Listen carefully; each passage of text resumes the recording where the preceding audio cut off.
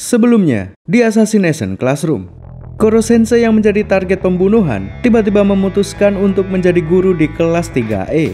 Tidak disangka-sangka metode pembelajarannya sangat efektif dalam memajukan para siswa. Siswa kelas E yang awalnya dianggap sampah, kini berhasil mengungguli kelas A yang memiliki 5 siswa jenius kebanggaan sekolah. Mereka pun mendapatkan hadiah liburan mewah karena sudah memenangkan pertaruhan melawan kelas A. Setelah puas berlibur, para siswa pun memasuki semester 2. Misi mereka masih belum berubah. Koro Sensei harus dibunuh sebelum bulan Maret. Pihak luar juga masih belum menyerah untuk memburu Koro Sensei, terutama Shiro dan Itona. Mereka berhasil menjebak Koro Sensei lalu mengurungnya dengan bahan khusus. Dalam kurungan sempit tersebut, Itona menyerang dari atas dengan tentakelnya. Kali ini tentakel Itona sudah dilapisi dengan material anti Koro Sensei. Namun, meski begitu, Koro Sensei masih bisa mengatasinya. Tidak hanya Itona saja yang bertambah kuat, Koro Sensei pun juga bertambah kuat seiring dengan berjalannya waktu. Dia sekarang mampu mengeluarkan cahaya laser semacam Kamehameha. Itona pun tidak sadarkan diri setelah menerima serangan tersebut. Setelah mengalami kekalahan untuk yang kesekian kalinya, Shiro akhirnya memutuskan untuk membuang Itona. Dia dianggap tidak berguna lalu dibuang begitu saja. Melihat hal ini, Koro Sensei dan seluruh siswa E sepakat untuk menerima Itona. Tentakelnya dicabut, lalu dia bersedia sekolah di bawah atap yang sama dengan Koro Sensei. Dengan begini, kelas E mendapatkan murid baru. Batas waktu pembunuhan Koro Sensei hanya tinggal 5 bulan lagi. Para siswa pun menjadi sedikit terbebani. Bagaimana tidak, mereka mengemban misi menyelamatkan dunia sambil belajar menghadapi ujian sekolah. Akibatnya, nilai mereka menurun dalam UTS semester 2 ini. Sementara pihak luar juga sadar bahwa batas waktu Koro Sensei semakin dekat. Seorang pembunuh legendaris yang dijuluki Shinigami mulai melancarkan aksinya. Dia menculik Irina lalu mendatangi kelas E. Tentunya ini adalah bagian dari rencana pembunuhan Koro Sensei. Dia memancing para siswa untuk masuk ke ranah yang dikuasainya. Para siswa tahu bahwa ini adalah jebakan, namun mereka tidak punya pilihan lain. Sesampainya di sana, sebagian dari mereka dihajar oleh Shinigami. Setengahnya lagi berhasil menemukan Irina yang diikat. Namun, tidak disangka-sangka mereka justru diserang oleh Irina. Ternyata Irina bekerja sama dengan Shinigami. Penculikan ini hanyalah drama yang sudah dirancang sebelumnya. Para siswa pun semuanya tertangkap dan segera dikurung. Sekarang tinggal mengancam Koro Sensei dengan memanfaatkan para siswa sebagai sandera. Namun, perhitungan Shinigami sedikit meleset karena Koro Sensei bersama Karasuma berhasil menemukan tempat persembunyiannya. Mengatasi hal ini, Shinigami dan Irina lagi-lagi bermain drama untuk menipu Koro Sensei. Koro Sensei pun tertipu, lalu dikurung bersama para siswa. Kemudian tahap berikutnya adalah Shinigami akan berusaha membunuh Koro Sensei bersamaan dengan semua siswa. Dia tahu bahwa kelemahan terbesar Koro Sensei adalah murid-muridnya. Ini adalah percobaan pembunuhan yang paling sadis sejauh ini. Shinigami tidak ragu mengorbankan anak-anak hanya untuk membunuh Koro Sensei. Mengetahui hal ini, Karasuma tentunya tidak akan tinggal diam. Jika target Shinigami hanyalah membunuh Koro Sensei saja, Karasuma tidak akan protes. Namun karena para siswa juga dikorbankan, maka dia akan bertindak. Karasuma pun berjuang sendirian melawan Shinigami dan Irina. Shinigami meledakkan bangunan yang menyebabkan Karasuma dan Irina tertimpa reruntuhan. Ternyata dia tidak peduli dengan nyawa Irina. Dia hanya memanfaatkan Irina untuk menipu Karasuma, Koro Sensei, dan para siswa. Beruntung Karasuma masih bertahan setelah tertimpa reruntuhan. Awalnya dia tidak peduli dengan Irina, namun dia diminta para siswa untuk menolong Irina. Berkat pertolongan ini, Irina pun tersadar dan kini kembali memihak pada para siswa. Shinigami sekarang hanya sendirian. Karasuma pun bertarung dengannya dalam pertarungan jarak dekat. Karasuma sempat tertembak dengan pistol yang tertanam pada jari Shinigami. Lalu Shinigami pun mengira bahwa dia sudah menang. Namun ternyata dia tertipu trik dari Koro Sensei. Koro Sensei memanjangkan tentakelnya, lalu mengeluarkan jus tomat sehingga terciptalah efek darah palsu. Setelah itu Karasuma segera menyerang dan akhirnya berhasil menumbangkan Shinigami. Dengan begini, semua orang selamat dan kembali ke sekolah. termasuk Kirina yang sudah kembali tersadar. Batas waktu pembunuhan Koro Sensei tinggal 4 bulan lagi. Sejauh ini, segala cara yang diupayakan masih belum membuahkan hasil, entah itu pihak eksternal ataupun pihak internal. Dalam 4 bulan ke depan, bukan hanya Koro Sensei saja yang harus berakhir, tapi para siswa juga akan berakhir karena mereka akan segera lulus. Sama seperti siswa pada umumnya, mereka semua diminta untuk menulis karir yang diinginkan. Beberapa orang sudah menentukan pilihan karirnya masing-masing.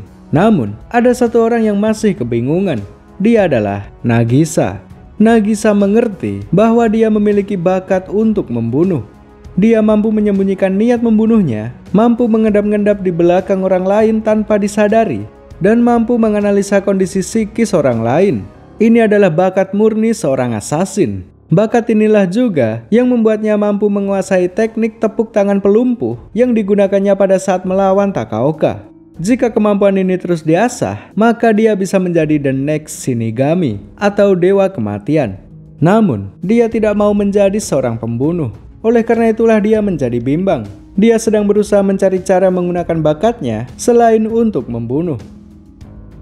Sementara itu, kebencian kepala sekolah terhadap kelas E menjadi semakin memuncak. Hal ini karena kelas E semakin berkembang pesat dan mengacaukan sistem pendidikannya. Dia pun turun tangan mengajar langsung di kelas A. Dia juga menanamkan kebencian sebagai sumber energi agar siswanya mampu menghancurkan kelas E. Metode pembelajaran seperti ini membuat anaknya sendiri tidak betah.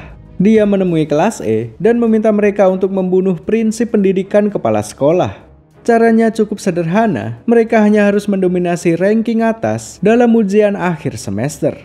Jika kelas E mampu mengalahkan kelas A, maka artinya metode pendidikan kepala sekolah tidaklah efektif. Jika metode tersebut terbukti tidak efektif, diharapkan kepala sekolah kembali tersadar. Tak lama kemudian ujian pun dimulai. Baik kelas A ataupun kelas E sama-sama menghadapi soal yang sangat sulit. Namun hasil akhirnya, kelas E berhasil menduduki peringkat 50 besar di seluruh sekolah. Mereka menang telak dalam ujian kali ini. Peringkat 1 diduduki oleh Karma, si anak nakal yang dibuang di kelas E. Dengan hasil seperti ini, maka artinya metode pendidikan dari kepala sekolah terbukti tidak efektif. Kekalahan besar seperti ini membuat kepala sekolah mengalami frustasi berat. Trauma di masa lalu adalah penyebab utama kenapa dia menjadi seperti sekarang ini. Jauh-jauh hari sebelum menjadi kepala sekolah, Asano adalah sosok guru yang sangat baik. Dia membuka bimbingan belajar gratis tanpa bayaran sepeser pun. Tujuannya murni untuk mendidik. Uang tidak menjadi masalah karena dia sudah kaya. Gedung yang digunakannya adalah gedung tua yang sekarang dipakai kelas E. Asano mengajar dengan sangat tulus demi mencerdaskan murid-muridnya. Metode pembelajarannya tidak jauh berbeda dengan Koro Sensei. Dia menciptakan suasana belajar yang menyenangkan yang membuat muridnya betah. Dia juga mengerti kelebihan dan kekurangan dari masing-masing siswanya. Awal-awal mengajar, dia hanya memiliki 3 murid. Dia mendidik mereka bertiga hingga berhasil memasuki SMA unggulan. Dalam jangka waktu 3 tahun, hasil kinerja Asano mulai dilirik banyak orang. Dia mulai dipercaya dan mendapatkan banyak murid. Tentunya ini adalah pencapaian yang besar baginya. Jika dia dipercaya banyak orang, artinya metode pendidikannya sudah diakui. Sampai pada suatu hari, salah satu muridnya bernama Ikeda mati bunuh diri karena sering dibully di sekolahnya. Kematian Ikeda membuat Asano menyalahkan dirinya sendiri. Dia merasa bahwa pendidikannya gagal. Percuma tumbuh menjadi murid yang baik jika akhirnya mereka mati dibully. Begitu pikirnya. Sejak saat itulah, Asano merubah total prinsip pendidikannya. Jadilah kuat dengan cara menginjak orang lain. Jadilah tukang bully sebelum engkau dibully. Begitulah prinsip baru yang diajarkan kepada murid-muridnya. Inilah sebabnya kenapa para siswa Kunogigaoka seringkali membuli siswa kelas E. Berbeda dengan prinsip Koro Sensei yang mengajarkan jangan jadi tukang bully dan jangan mau dibully. Oleh karena itulah siswa kelas E tumbuh menjadi siswa yang baik dan juga tahan banting. Asano juga sempat membalas dendam kepada orang yang sudah membuli Ikeda dengan cara menjerumuskan mereka ke dalam lingkaran judi. Asano mencuci otak mereka, membuat mereka menghabiskan hartanya untuk judi, hingga akhirnya menjadi gembel. Rangkaian peristiwa inilah yang membuatnya berubah menjadi orang seperti sekarang. Rasa frustasi akan kekalahannya membuat Asano nekat menantang Koro Sensei dalam permainan hidup dan mati. Secara tidak langsung dia sudah bergabung dalam misi pembunuhan Koro Sensei, namun motifnya sangat berbeda dari orang lain. Dia menyiapkan 5 soal dalam 5 buku pelajaran yang berbeda. 5 buku tersebut, 4 diantaranya disisipi granat anti Koro Sensei, sedangkan 1 buku diisi granat yang asli. Koro Sensei diminta membuka 4 buku dan menjawab 4 soal dalam waktu yang sangat singkat. Sedangkan Asano akan membuka 1 buku terakhir yang berisi granat asli. Permainan ini sangat tidak adil dan memang dirancang untuk membunuh Koro Sensei. Koro Sensei pun tidak punya pilihan lain selain menerimanya. Di buku pertama, Koro Sensei sempat panik dan terkena ledakan granat. Namun di 3 buku terakhir, Koro Sensei mampu membuka dan menutup buku dengan sangat cepat sehingga granatnya tidak meledak. Selain itu, dia juga berhasil menjawab 3 soal dengan sempurna karena dia sudah hafal isi dari seluruh buku yang ada di sekolah. Asano sama sekali tidak menyangka bahwa Koro Sensei mampu menghindari jebakannya. Lagi-lagi dia kalah dalam permainannya sendiri. Dia pun membuka buku terakhir dan tidak peduli jika dia mati. Namun, Koro Sensei dengan cepat menyelamatkan Asano dengan menggunakan kulitnya. Setelah kejadian ini, Asano akhirnya tersadar dan kembali ke jati dirinya yang lama. Perselisihan dengan kepala sekolah akhirnya selesai. Para siswa pun kembali mengikuti kegiatan belajar mengajar. Waktu yang mereka punya semakin berkurang setiap harinya. Hal ini membuat Kayano menunjukkan jati dirinya yang asli. Ternyata dia juga memiliki tentakel, sama seperti Koro Sensei. Selama ini dia berpura-pura polos dan selalu memasang senyum palsu. Nama Kayano juga merupakan nama palsu. Namanya yang asli adalah Akari Yukimura. Dan dia adalah adik dari wali kelas E yang lama bernama Aguri Yukimura. Kayano kemudian menantang Koro Sensei untuk bertarung di belakang gedung kelas E. Dia mengeluarkan seluruh kekuatan tentakelnya untuk membunuh Koro Sensei. Namun, satu hal yang tidak disadarinya, sebenarnya dia sedang dikendalikan oleh tentakel tersebut. Kondisinya sama seperti Itona yang dulu. Semua tindakannya adalah kehendak dari tentakel, bukan atas kesadarannya sendiri. Oleh karena itulah, ketika tentakelnya dicabut, sikap Itona langsung berubah drastis. Pertarungan kali ini pun juga sama. Koro Sensei akan berusaha mencabut tentakel Kayano untuk mengembalikan kesadarannya. Koro Sensei cukup kesulitan dan membutuhkan bantuan dari para siswa. Lalu di saat-saat genting, Nagisalah yang maju menghadapi Kayano. Tiba-tiba dia mencium Kayano hingga membuatnya kembali ke jati dirinya yang asli. Cara yang aneh ini berhasil karena Kayano diam-diam menyukai Nagisa. Seketika Kayano langsung tidak sadarkan diri, lalu kesempatan ini dipakai Koro Sensei untuk mencabut tentakelnya. Pada akhirnya, Kayano kembali menjadi siswa biasa, sama seperti Itona. Setelah itu, Koro Sensei menjelaskan semuanya kepada para siswa, Karasuma, dan juga Irina. Sebenarnya, Koro Sensei akan mati dengan sendirinya tanpa harus dibunuh. Namun yang dikhawatirkan adalah kemungkinan dia bisa meledak di hari kematiannya. Ledakan tersebut dikhawatirkan akan menghancurkan bumi sama seperti bulan yang sudah hancur sebelumnya. Oleh karena itulah, Koro Sensei harus dibunuh sebelum meledak. Ibaratnya, Koro Sensei adalah bom waktu yang berkekuatan setara ribuan nuklir Kim Jong-un. Jauh-jauh hari sebelum Koro Sensei menjadi monster gurita, dia adalah manusia normal. Wajahnya tampan dan memiliki kemampuan hebat dalam membunuh. Semasa menjadi manusia, dia adalah pembunuh legendaris yang dijuluki Shinigami atau Dewa Kematian. Dia juga memiliki 1 murid yang ingin menjadi asasin hebat sepertinya. Namun pada suatu hari, dia dikhianati oleh muridnya sendiri. Dia pun tertangkap lalu dihukum atas semua tindakan kriminalnya. Setelah Koro Sensei tertangkap, muridnya mengambil gelar Shinigami darinya. Shinigami yang sudah dikalahkan oleh Karasuma adalah murid Koro Sensei. Hukuman yang diterima Koro Sensei bukanlah dipenjara atau dibunuh, melainkan dijadikan objek penelitian. Dia dikurung di sebuah laboratorium untuk bahan eksperimen. Penelitian ini dipimpin oleh seorang ilmuwan jenius bernama Yanagisawa.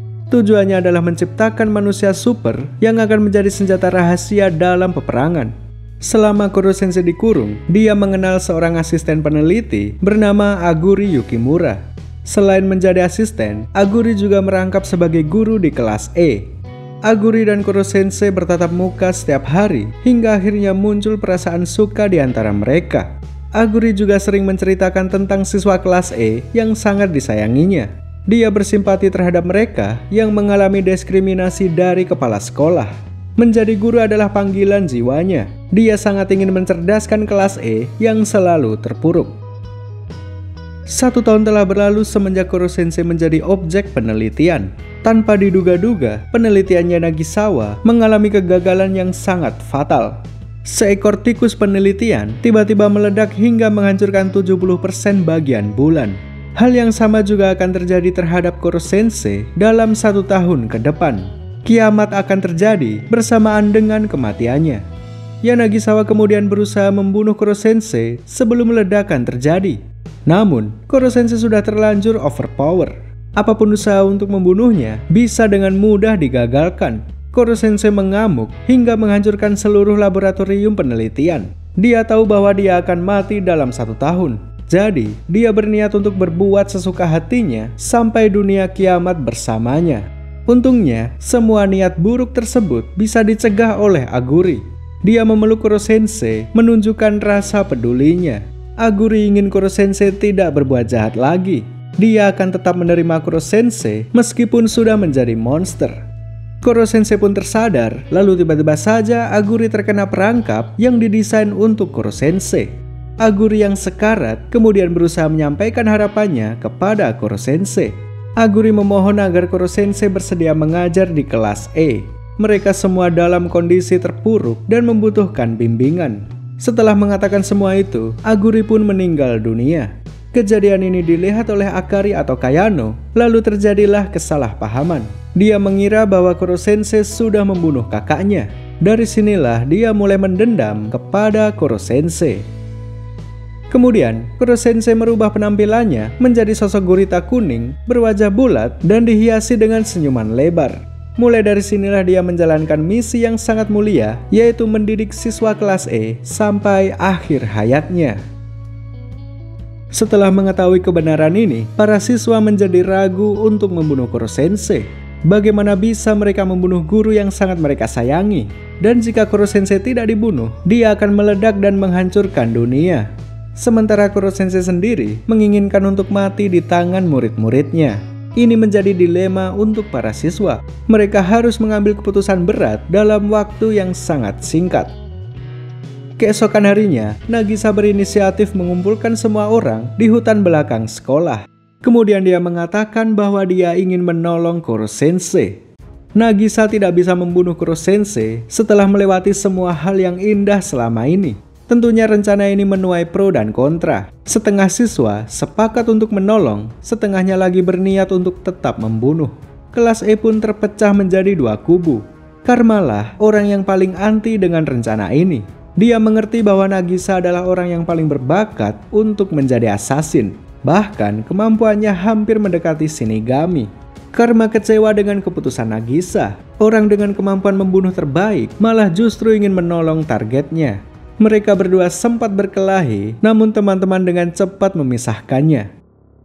Melihat perkelahian ini, Koro Sensei segera hadir memberikan solusi. Para siswa diminta membentuk 2 kelompok, lalu melakukan pertandingan. Tim biru yang ingin menolong melawan tim merah yang ingin membunuh. Pemenanglah yang akan menentukan keputusan seluruh kelas. Apapun hasilnya, tidak ada yang boleh dendam. Semuanya wajib mengikuti peraturan yang sudah ditetapkan.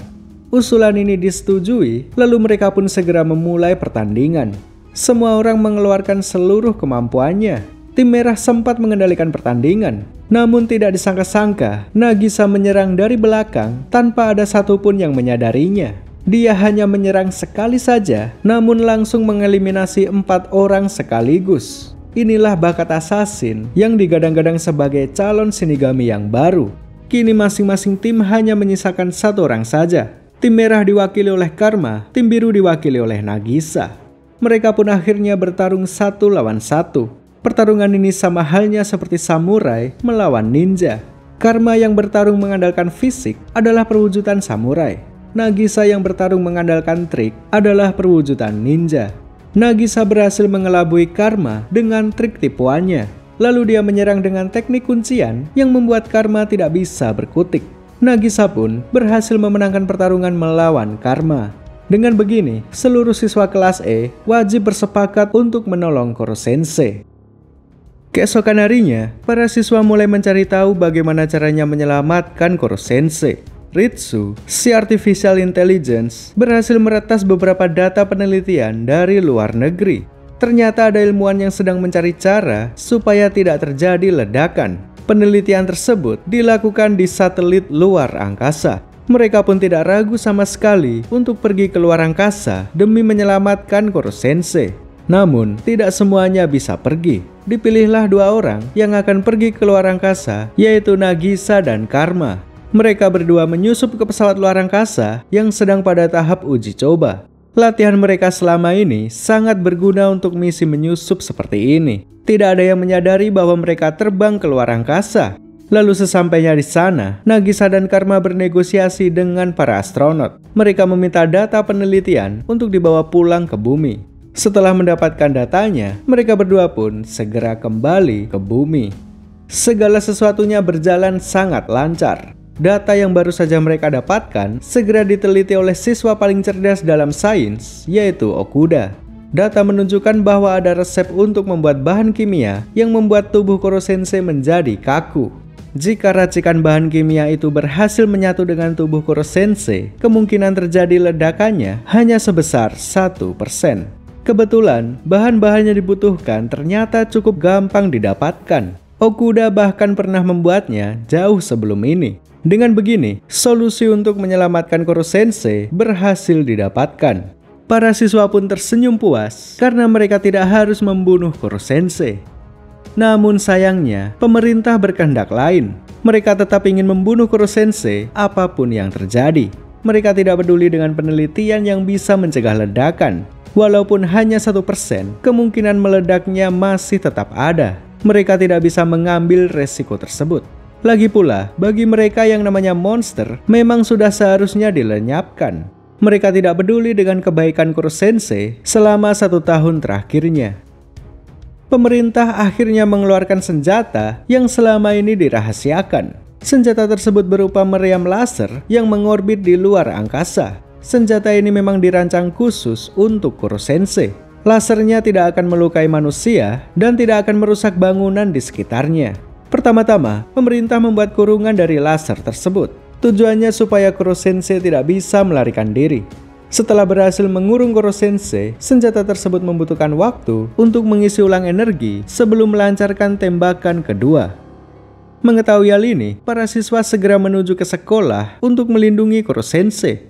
Namun tidak disangka-sangka, Shiro juga ikut terlibat dalam pertarungan ini. Dia membuka topeng yang selama ini menutupi wajahnya, lalu terungkaplah bahwa dia ternyata adalah Yanagisawa, seorang ilmuwan yang sudah merubah Koro Sensei menjadi monster gurita.